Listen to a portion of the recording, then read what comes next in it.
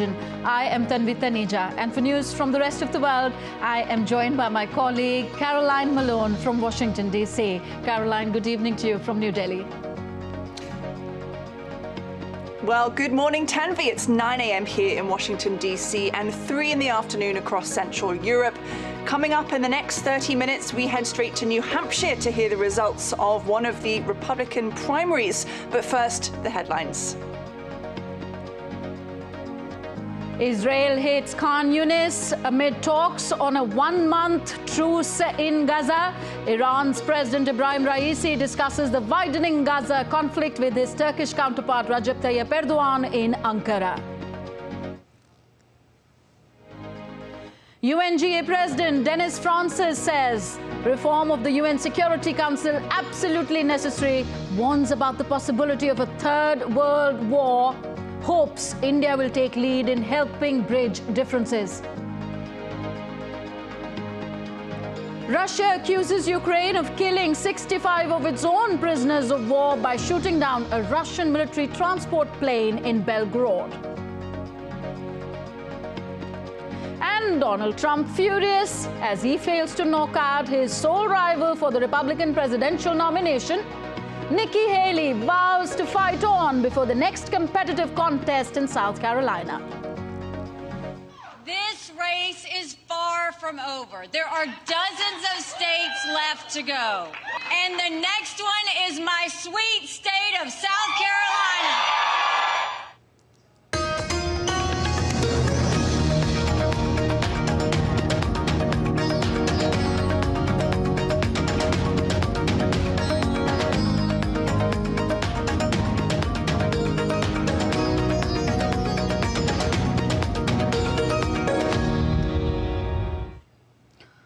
Up first, news from the conflict in West Asia. Israel has said that it would push on with fighting in Gaza to ensure that Gaza no longer poses a threat to Israel. Israel and Hamas have made some progress towards an agreement on a 30-day ceasefire in Gaza when Israeli hostages and Palestinian prisoners would be released. Addressing the Knesset plenum during an event marking 75 years since the Israeli parliament's establishment, Netanyahu said Israel has set out the objectives of this war. In the face of the darkness of the barbarism that was unleashed upon us, we stand like a fortified wall. We have set out the objectives of the war, and they remain in force to bring about the toppling of Hamas, to bring home our hostages, all of our hostages, and to ensure that Gaza will no longer pose a threat to Israel. Whoever raises a hand against us in Gaza, whoever raises a hand against us from any other place, is very fast feeling the weight of our hand. There is not, nor will there be, any compromise on what affects the safeguarding of our existence and future for generations. Meanwhile, Israeli women called for exchange deal to release hostages. Egyptian officials said that Hamas expressed openness to this deal to release all remaining civilian women and children being held. Israel and Hamas agreed that an exchange of hostages could take place during this month-long truce, but the plan is being held up by the two sides' differences over how to bring a permanent end to the conflict.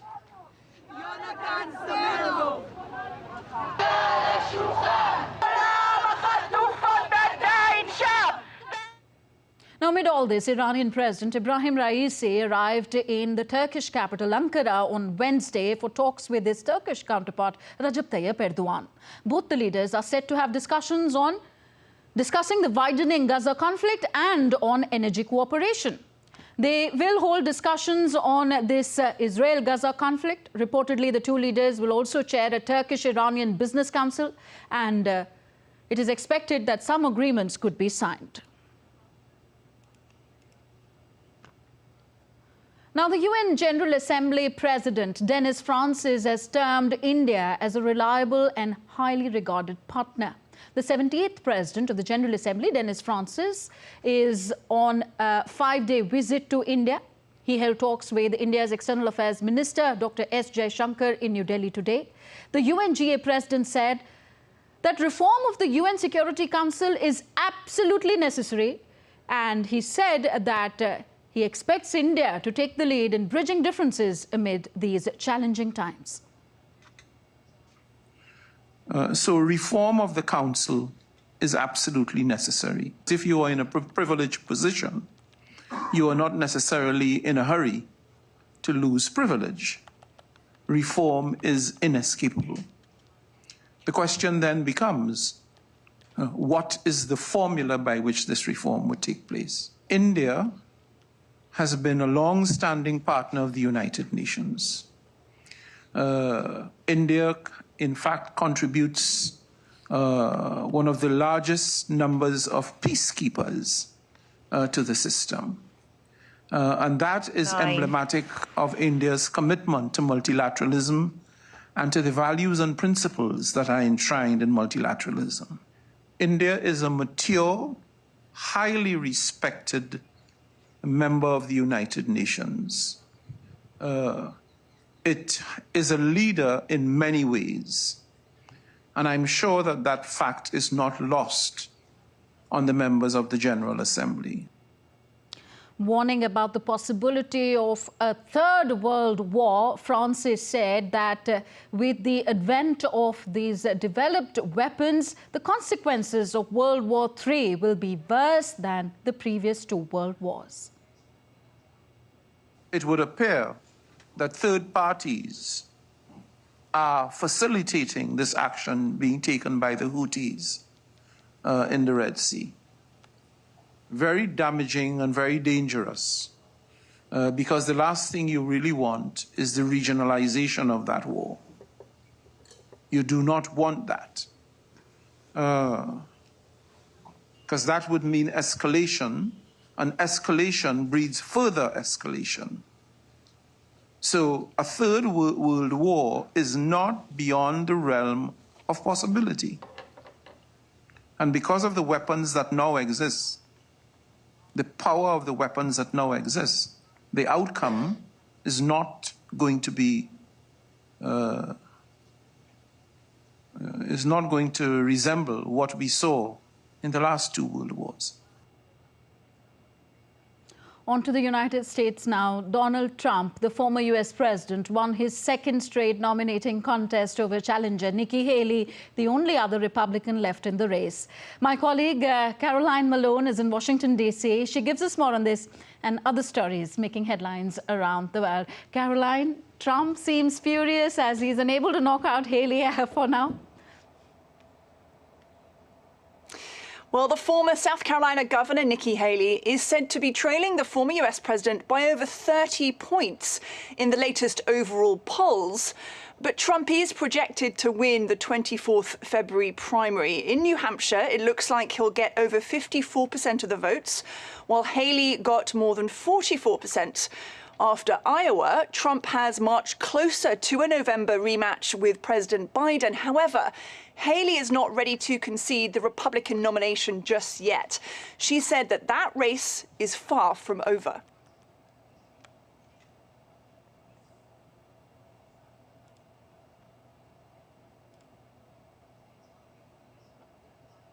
This race is far from over. There are dozens of states left to go.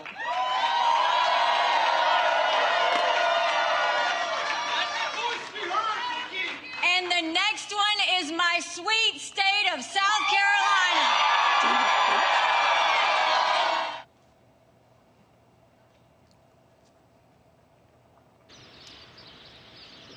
Well, DD India's Kate Fisher joins us now live from Manchester, New Hampshire. So, Kate, what does this win for Trump in New Hampshire mean for the Republican Party overall?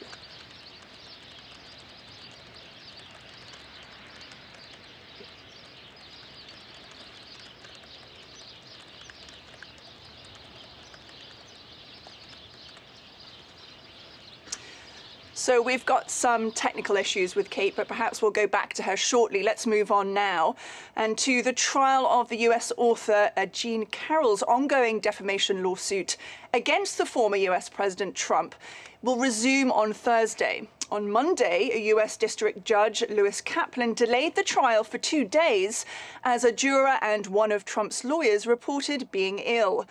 A jury last year in the same courtroom already found Trump liable for sexually abusing Carol and defaming her by calling her a liar, as she had alleged in the case. Well, the ongoing trial concerns additional defamation damages for two statements Trump made in 2019, disparaging Carol by calling her dishonest and insulting her appearance.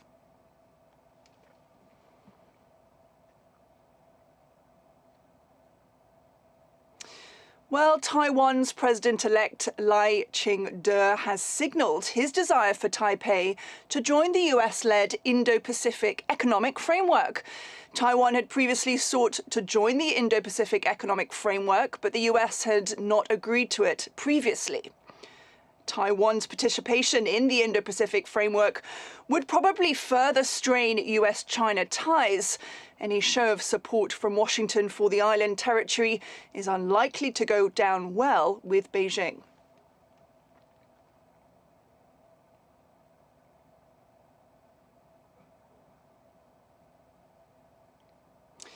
A Russian military transport plane crashed on Wednesday in Russia's Belgorod region. Russia's defense ministry said it was carrying Ukrainian prisoners of war that were set to be exchanged in a swap. The plane was carrying 65 Ukrainian prisoners and 6 crew members. Russia's parliament blamed the Ukrainian forces for shooting down the Il-76 aircraft. On board was 65 former Ukrainian armed forces servicemen, prisoners of war, who were being transported for exchange. There was another Il-76 that was following it, with about 80 more prisoners of war on board. It managed to turn around. They shot down their own soldiers mid-air. Their own. Their mothers were waiting for them, wives were waiting, children were waiting. They made a decision. Our pilots of the military transport aircraft, who were conducting a humanitarian mission, were shot down.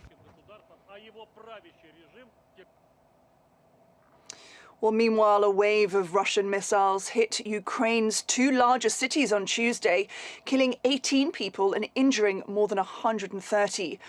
Kharkiv regional governor has said that more than 100 high-rise blocks had been damaged in the first 2 attacks. There were 3 hits in the evening on an apartment block and also on other infrastructure.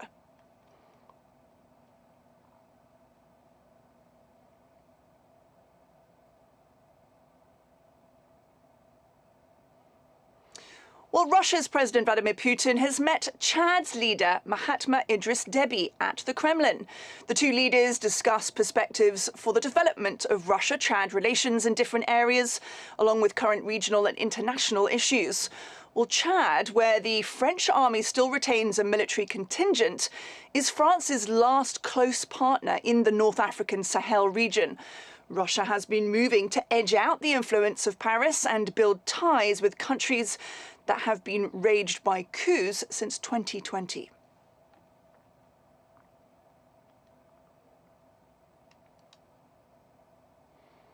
So we can go back now to our story about the Republican primary that's been happening in New Hampshire that Trump has won over Nikki Haley. And Kate Fisher joins us now from Manchester, New Hampshire. So, Kate, what does this win for Trump mean overall for the Republican Party?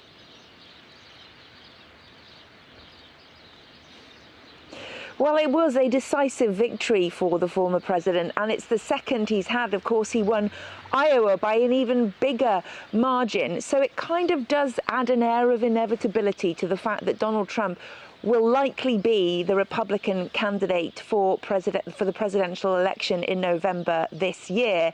But despite that, his one remaining competitor, Nikki Haley, has said that she is not giving up the fight. She gave a speech last night here in New Hampshire saying that she was going to continue on with this. The next big contest between the two of them will be the primaries in South Carolina. That's her home state where she was once governor. But she is trailing currently Donald Trump there by 30 percentage points in the polls. So it really doesn't look like there's any viable way for her to continue in this race, or at least make any more headway. But she and her campaign say that is exactly what she's going to do. That did frustrate the former president. During his speech last night, he started to attack Miss Haley a lot more than he has been doing on the campaign trail, saying that she should pull out. It was time for her to drop out so that he could focus all of his efforts, that the Republican Party could unify around him, and they could focus all their resources, their money and their efforts into trying to defeat Joe Biden at the polls in November. But at the moment, Nikki Haley's not listening to that, and she's already in South Carolina now, ready for a rally there tonight. And Kate, you mentioned there President Joe Biden. How about the Democratic primary? He wasn't on the ballot, but he still won in New Hampshire. What happened there? Yeah, this is a bit peculiar. It was an internal disagreement in the Democratic Party. The National Party wants to move the first primary of the voting season to South Carolina, a state it says is more representative demographically of the United States and the members of the Democratic Party. It's more racially diverse. So they made that change. President Biden said he would abide by those new rules, and his first primary would be in South Carolina. But the Democratic Party here in New Hampshire were having none of that. They wanted to keep this state as the first voting state. So they decided to have a primary anyway, even though President Biden wasn't going to be on the ballot, and even though it wasn't official and doesn't actually count. But that meant that a grassroots campaign was started here in the state for Democrats to, when they went to cast their votes, to write in Joe Biden's name onto the ballot paper using a pen. And those votes would still be counted in favor of Joe Biden. So even though he wasn't on the ballot, and even though it wasn't an official count counting towards delegates at the convention later this year, he did win, and that will be a relief for his campaign. His polling numbers have not been great for an incumbent president, and there has been some concern about whether he is the right man to lead the party into the election. So his campaign will be relieved that even though he wasn't on the ballot, he still managed to win here in New Hampshire overnight. Well, thank you, Kate. That was Kate Fisher reporting live from Manchester, New Hampshire.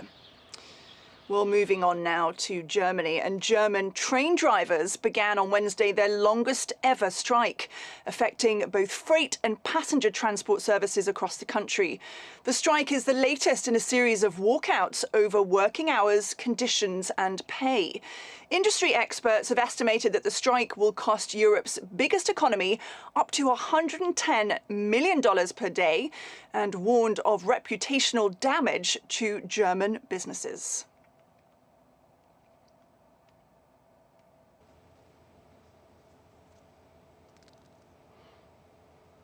Well, that's it from me here in Washington. Back to you in the studio, Tanvi. Thank you very much, Caroline. Caroline Malone joining us all from Washington, D.C. You're watching DD India Global, still to come on the show. Former Thai Prime Minister hopeful Pita Limjaroenrat cleared in first of two cases against opposition that has plans for radical reforms in the country. Netflix hits mega subscriber record with 13.1 million subscribers added in the fourth quarter of 2023, bringing the total number of subscribers to 260 million.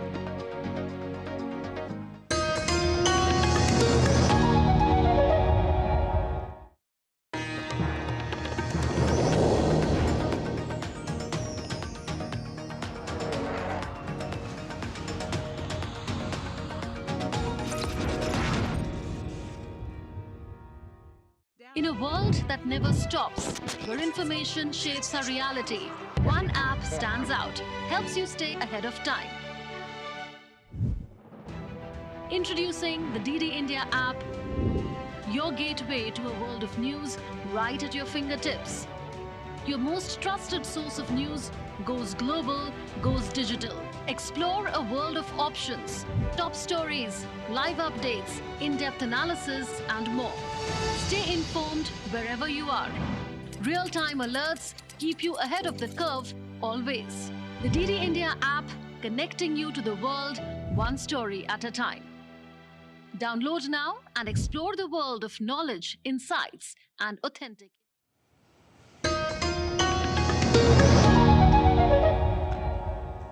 Welcome back. You're watching DD India Global. I am Tanvi Taneja. Back to India now. Ahead of the country's Republic Day on 26th of January, the Indian Prime Minister Narendra Modi interacted with the tableau artists, National Cadet Corps cadets and National Service Scheme volunteers at his residence in New Delhi today. Youth Exchange Program cadets from 25 countries and tribal guests of Republic Day celebrations also took part in this event. This year's Republic Day program will be women-centric and the motto is Viksit Bharat. That means a developed India. A total of 26 tableaus will participate in the Republic Day parade at the Kartavya Path in New Delhi.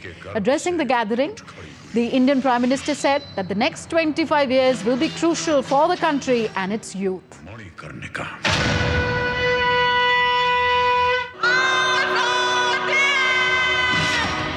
वो शक्ति है कि जिसको अपनी शक्तियों का ज्ञान है जिसके हाथ में कमान लक्ष्य पर ही ध्यान है जो चक्रवात की लहर के अगले 25 वर्ष देश के लिए आपके भविष्य के लिए बहुत अहम है।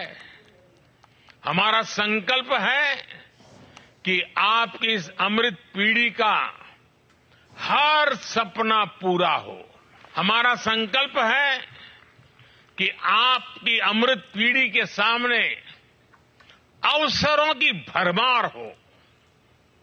हमारा संकल्प है कि अमृत पीढ़ी के रास्ते की हर बाधा दूर हो।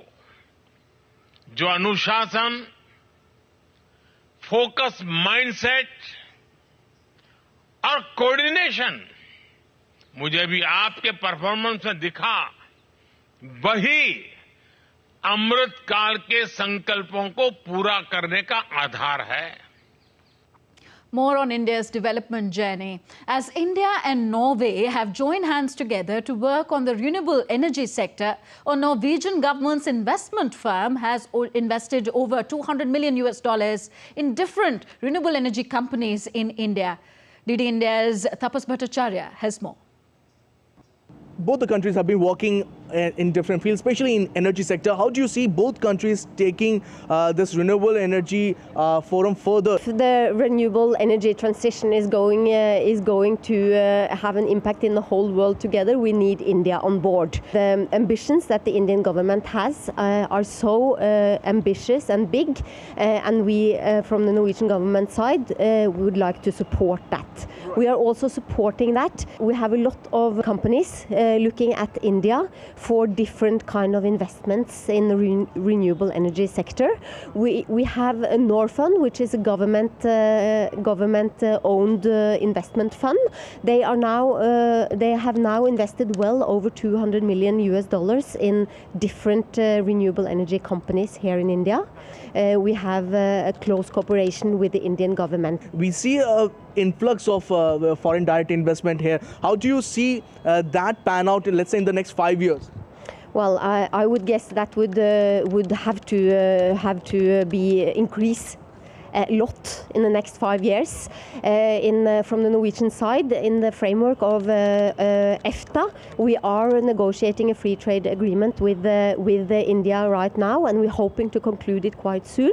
And that will also open up for a lot more investments. And from the Norwegian side, they would be mostly in the renewable energy sector. What are the major, points or places where you think these two countries should work? Other key sector that India and Norway would work together is in the maritime sector. Norway has been an energy superpower with oil and gas. We are now using that expertise to also developing in the renewable energy sector offshore. Much appreciated time, ma'am. So that was the ambassador of Norway saying that it is important that India comes on board to make a major impact in sustainable lifestyle. With camera person Kit, this is Tapas Bhattacharya for DD India from Delhi.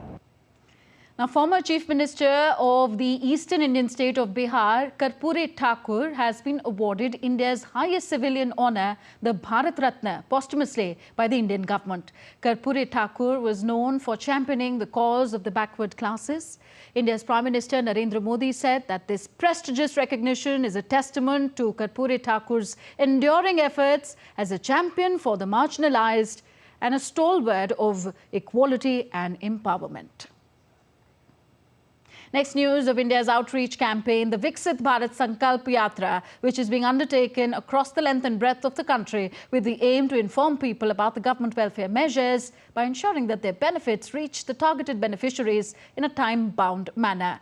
The Yatra has achieved remarkable success with an impressive public engagement, surpassing 180 million participants. The journey has spanned 36 states and union territories, covering 782 districts throughout India. The IEC vans of Viksit Bharat Sankalp Yatra have effectively reached over 11,000 urban and 249,000 rural areas of the country. Staying with Asia, North Korea fired multiple cruise missiles towards the sea off its west coast on Wednesday in the latest sign of heightened tensions on the Korean peninsula. The launches were being analysed by South Korean and US intelligence forces. The latest firing of missiles by Pyongyang comes as the South Korean Navy's Special Warfare Unit was taking part in the training along the east coast in Gangwon province bordering the north for 10 days. South Korea's Defence Minister Shin Won-sik condemned the launches as a serious threat to his country. Shin also warned that the North Korean leader's regime would face its demise if it started a war.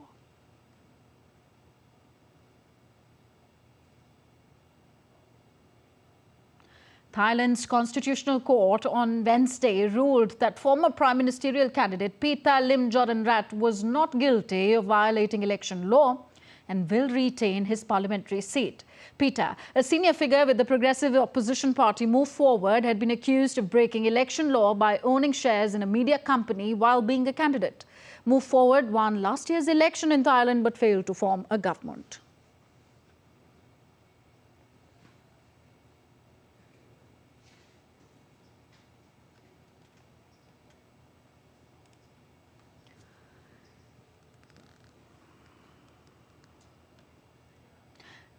And Netflix hit a fourth quarter subscriber record, the record fueled by the TV series The Crown and the film The Killer. Netflix added 13.1 million subscribers in the fourth quarter of 2023, surpassing Wall Street estimates. This is the company's largest subscriber growth in the fourth quarter and brought the total number of subscribers to 260 million. The streaming giant says it expects a healthy double-digit revenue growth for full year 2024 as it continues to add members and invest in its advertising business.